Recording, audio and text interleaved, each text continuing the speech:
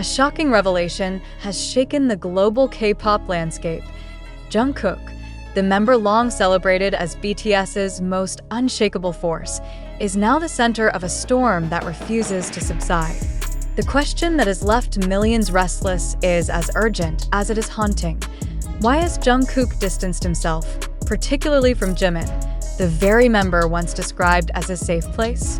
The silence surrounding this fracture is deafening, the speculation relentless, and the implications far more consequential than any casual observer might believe. Could this be a fleeting moment of tension, or are we witnessing the unraveling of a bond that once symbolized the unbreakable heart of BTS? The image of Jungkook in tears has become the defining symbol of this controversy. It is not a minor detail in the cycle of celebrity drama, but a cultural earthquake that has unsettled ARMY worldwide. To see the so-called golden magne stripped of his composure and reduced to visible anguish is a reality too stark to dismiss. His breakdown represents more than personal fragility.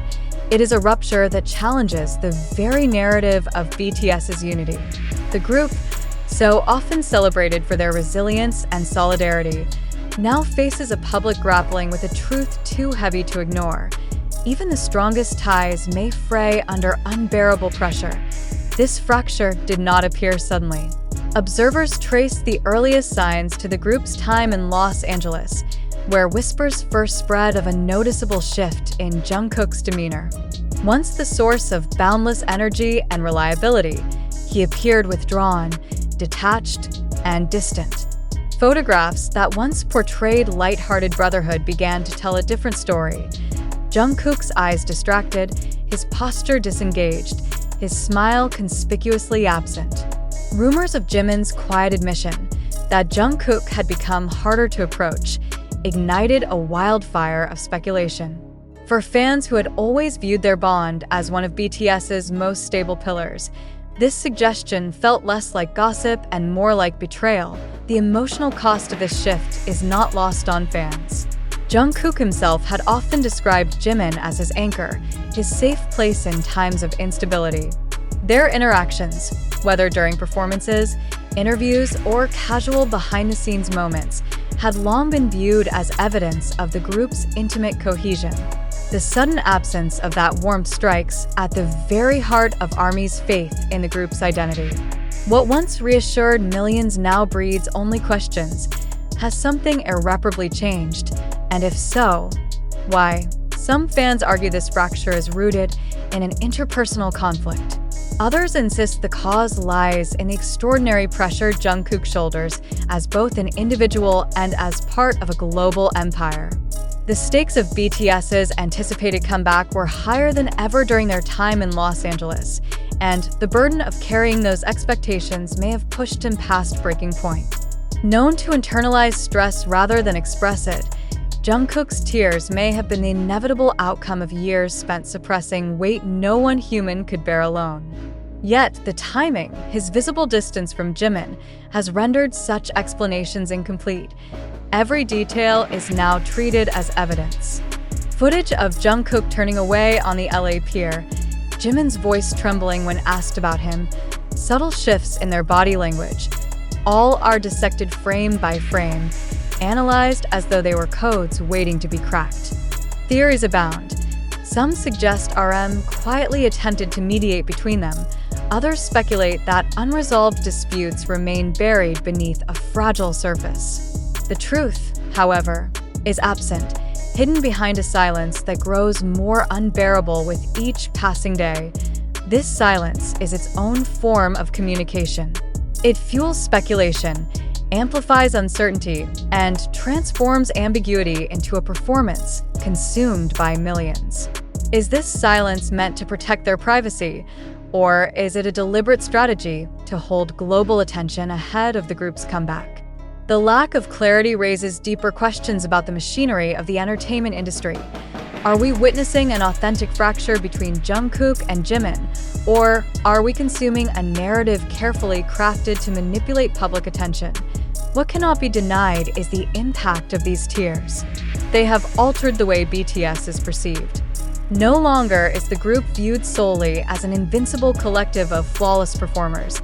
They are now unavoidably human, vulnerable to cracks and conflict. This humanization, while painful for fans, may also redefine their legacy.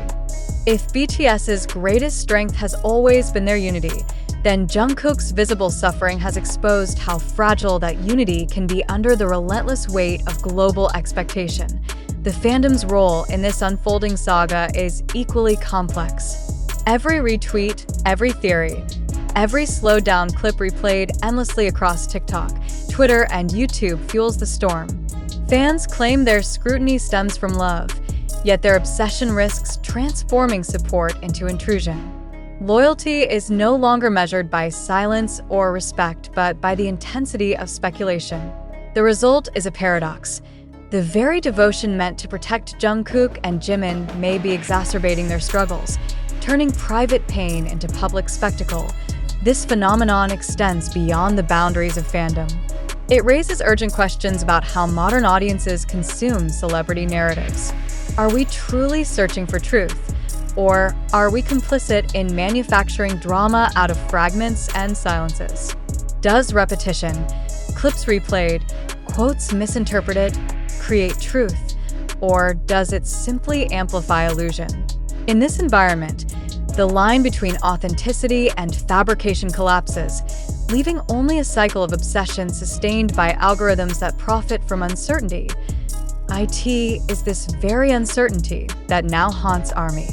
When Jungkook and Jimin step onto the stage for the comeback, will the silence finally shatter, or will their distance remain a scar that choreography cannot conceal? Can fans bear witness to their performances without projecting unspoken conflict onto every glance and gesture? Or will every note of music be weighed against the question of whether the group's emotional foundation remains intact? The broader implications are undeniable. History has shown that fractures in idol groups often precede collapse, but it has also shown that perceived divisions can transform into powerful narratives of resilience. The tears of Jungkook may one day fuel songs of raw honesty, redefining BTS's music for a generation. Yet until that transformation occurs, the image of his breakdown remains a wound on ARMY's collective memory, a constant reminder that their idols are not immune to the human costs of fame. Perhaps the most sobering truth is this: we may never know the real reason Jungkook has distanced himself from Jimin and BTS. The silence may be permanent, a choice made to preserve dignity in the face of overwhelming scrutiny. But the impact of that silence will not fade. It will continue to shape how the world views BTS, how ARMY interprets every interaction, and how Jungkook himself is remembered within the group's history to the end. The image of Jungkook's tears has forced us to confront an uncomfortable reality. The strongest bonds can falter, the brightest lights can dim, and the most powerful idols are still fragile human beings. Whether this fracture is temporary or enduring, one fact is undeniable. Jungkook's retreat from Jimin and BTS has already left a scar too deep to ignore, and until the silence is broken, speculation will reign as the only answer to the question that refuses to fade. Why did Jungkook pull away? The silence surrounding Jungkook's withdrawal has now evolved into something larger than a question of personal conflict. It has become a defining test of how much truth fans are willing to demand, and how much mystery they are willing to endure. The image of him breaking down, distant from Jimin, is no longer interpreted as a single emotional moment, but as an open-ended symbol of tension, replayed endlessly without context, yet weighted with meaning. Each repetition intensifies the mystery, and each unanswered question forces fans deeper into speculation. The result is a cycle in which Jungkook's silence becomes the loudest sound of all. This silence cannot be dismissed as insignificant. It has shifted the global conversation around BTS from celebration to uncertainty, from triumph to fragility. It has exposed how quickly admiration can transform into obsession, and how devotion can blur into intrusion. Fans now find themselves caught between two impulses: To defend the sanctity of Jungkook and Jimin's bond, or to dissect every gesture in search of hidden fractures. Neither choice brings clarity, yet both feed the storm that continues to grow. The upcoming comeback stands at the center of this storm. Every performance, every press appearance, every interaction between Jungkook and Jimin will be scrutinized with microscopic intensity. The weight of expectation is staggering. Fans do not simply want music, they want proof of unity, evidence that the group's emotional core has survived. But can music alone bear the burden of such demands? Can Jungkook step onto the stage without the shadow of his tears shaping how every movement is interpreted? Can Jimin stand beside him without every glance being treated as a verdict? What is most unsettling is that this fracture, real or perceived, has already rewritten the narrative of BTS. Their unity, once regarded as invincible, is now viewed as vulnerable. Their silence, once a source of mystique, is now a source of suspicion. And their tears, once private, are now public property, magnified into global discourse. Whether this tension is resolved or not, the legacy of BTS has entered a new chapter, one defined not only by music, but by the cracks that fame has forced into the open. The matter at hand demands our full attention, not because it offers a definitive truth, but precisely because the truth itself remains concealed beneath layers of ambiguity, speculation, and conflicting narratives. At this critical juncture, one must ask, is the information being circulated genuinely reflective of reality? Or is it an elaborate construction designed to manipulate emotions, drive engagement, and capture the fleeting spotlight of media attention? The gravity of this question cannot be understated, for it strikes at the very foundation of how modern audiences consume, interpret, and internalize information in an era dominated by digital noise. What truly transpired between Jungkook and Jimin in Los Angeles? Was there indeed a moment of conflict, estrangement, or withdrawal that justifies the current wave of discourse? Or are we merely observing the skillful choreography of narratives staged to ignite public interest, provoke emotional investment, and sustain the relentless cycle of speculation? If we accept without question the circulating accounts, do we not risk becoming complicit in perpetuating a cycle of unverified claims that may have no basis in fact? And if we reject these accounts outright, do we risk ignoring signals of truth hidden within the noise? It is vital to remember that the reports we encounter are filtered through platforms such as TikTok, YouTube, Twitter, and other online media outlets. Each of these platforms thrives on immediacy, emotional engagement, and the rapid dissemination of content. But must we not interrogate whether their very structure incentivizes distortion rather than accuracy? Can a narrative that gains traction on TikTok, amplified by algorithmic prioritization of sensational content, truly be trusted as an objective account? Or is it more likely that what appears before us is the product of a system designed to reward virality at the expense of veracity?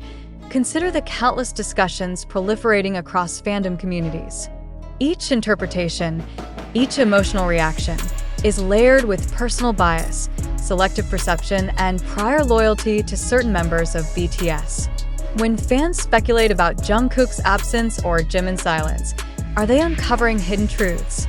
Or are they constructing stories that mirror their own expectations and anxieties, thereby transforming subjective emotion into perceived reality? Can the human tendency to impose meaning on ambiguous gestures ever serve as a reliable basis for truth? Or is it merely another manifestation of wishful thinking disguised as analysis? Let us not overlook the power of media framing in this equation. When a YouTube video or a Twitter thread presents a claim with dramatic language, suggestive imagery, and carefully selected clips, does it not prime the audience to accept a predetermined narrative? Is the framing itself a form of manipulation, subtly steering interpretation while giving the illusion of neutrality? How many times have we, as consumers of information, mistaken narrative coherence for factual accuracy? And if this is indeed the case, Can we trust ourselves to discern the difference without falling prey to the traps of confirmation bias? One must also confront the uncomfortable reality that sensationalism has become an industry in itself. Stories that generate outrage, heartbreak, or controversy are rewarded with clicks, shares, and visibility. But do such rewards not create perverse incentives to fabricate, exaggerate, or distort events in order to sustain attention?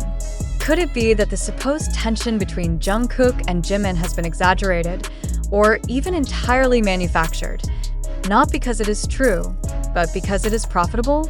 And if so, what does this say about the ethical boundaries of media actors who trade in half-truths and fabrications for economic gain? The very existence of doubt should compel us to pause. When faced with uncertainty, the responsible course of action is neither blind acceptance nor outright dismissal, but careful, methodical skepticism. Have we taken the necessary steps to verify the authenticity of the claims being circulated? Have we sought corroboration from reliable, primary sources, rather than relying on second-hand interpretations filtered through fan communities or social media trends? And if such verification proves impossible, should we not err on the side of restraint, acknowledging the limits of our knowledge rather than indulging in unfounded certainty? At this point, the question becomes not merely whether the alleged incident occurred, but what the discourse surrounding it reveals about us as participants in a media ecosystem.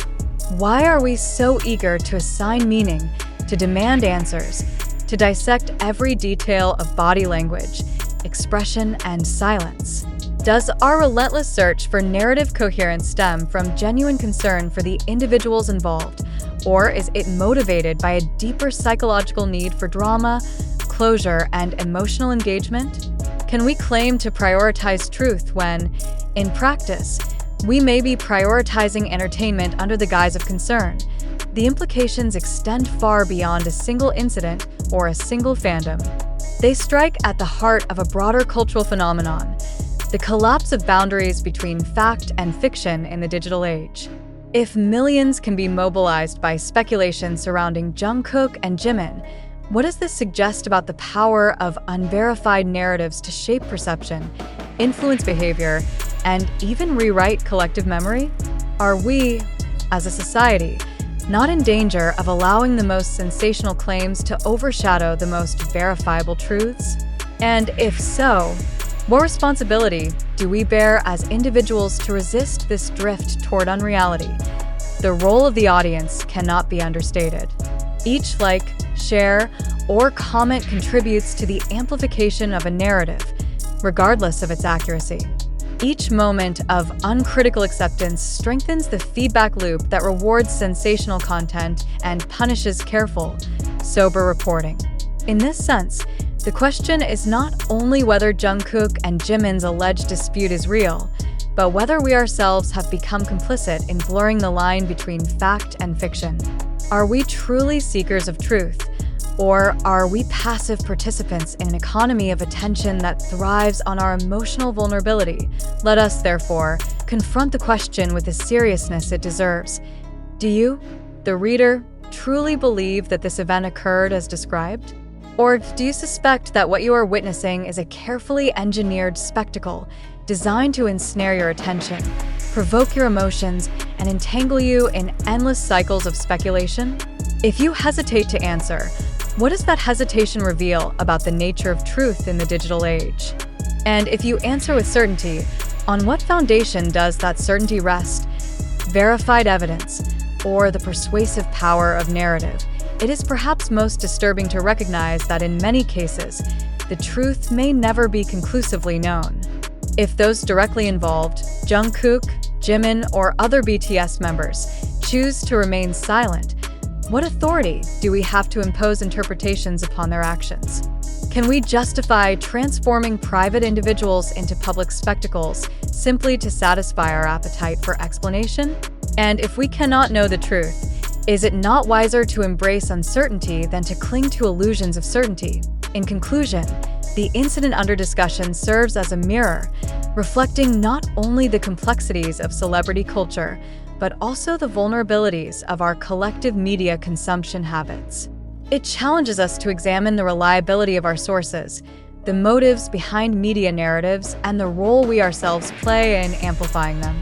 It forces us to confront the possibility that what we are engaging with is not truth, but performance, not reality, but illusion. Thus, we leave the matter with these urgent, unresolved questions. Do you accept the narrative as truth, or do you view it as fabrication? Are you willing to acknowledge the possibility that you may never know? And most importantly, will you allow yourself to remain a passive recipient of information, or will you choose instead to engage with it critically, skeptically, and reflectively? The choice, as always, lies not in the hands of the media, nor even in the hands of the individuals at the center of the story, but in yours. In light of these uncertainties, one must confront the pivotal dilemma. Are audiences genuinely prepared to distinguish between fact and fabrication, or do they find comfort in consuming narratives that simply confirm their expectations? If every circulating image, video, or statement is susceptible to manipulation, then what safeguards remain to preserve truth itself? Should society tolerate the ease with which rumors are repackaged as news, or should it demand stricter accountability from media platforms? More importantly, do individuals possess the intellectual discipline to question not only the source, but also the motive behind such stories? These are not idle questions. They strike at the very core of public responsibility. Without skepticism, people risk becoming complicit in sustaining falsehoods. Without reflection, they may unknowingly amplify deceptions designed to provoke outrage or blind loyalty. So, the pressing question remains: will readers confront these narratives critically, or surrender to passive consumption?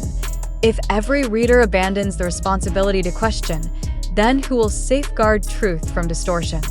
Can silence in the face of manipulation be considered neutrality, or is it a form of complicity? Each individual must decide whether to confront information with rigor or allow themselves to be carried by waves of speculation. The challenge is unavoidable. Will truth prevail, or will deception dominate? In moments like this, we must confront the most unsettling of possibilities. Have we, as consumers of information, become participants in a performance that is carefully staged for public reaction? If these narratives are deliberately manufactured, then are we not complicit in amplifying the very illusions that mislead us?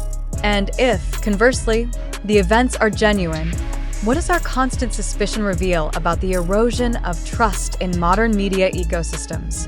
Every detail, every image, and every whispered rumor demands an interrogation that goes beyond surface impressions. Are we analyzing the substance, or are we hypnotized by the spectacle? The platforms on which these claims emerge, TikTok, Twitter, YouTube, are themselves battlegrounds of perception. Can we reasonably expect objective truth to survive in arenas designed to reward virality rather than accuracy? When a video clip is shared thousands of times within minutes, what mechanism ensures that the content is not manipulated, misrepresented, or taken out of context? Is the pursuit of engagement now valued above the pursuit of truth? These are not trivial concerns, but urgent questions that strike at the core of our collective responsibility as audiences. Consider the deliberate ambiguity with which these reports circulate. Why are key facts often missing, leaving audiences to speculate in the void of incomplete narratives? Could this omission be accidental, or is it a calculated strategy to provoke maximum emotional investment from readers and viewers? And what is our role when we consume these fragments? Are we filling the gaps with critical reasoning, or are we surrendering to the easy comfort of conspiracy? The danger lies not only in the possibility of deception, but in our own willingness to embrace it without hesitation. We must also confront a deeper provocation. Are the individuals at the center of these events victims of media exploitation, or are they active participants in shaping these narratives to sustain their relevance? Does the entertainment industry rely so heavily on perpetual intrigue that even silence is repurposed into spectacle? And if so, Does that not call into question the boundaries between authenticity and performance? Every emotional reaction we invest, be it outrage, sympathy, or suspicion, feeds a cycle in which truth becomes secondary to impact.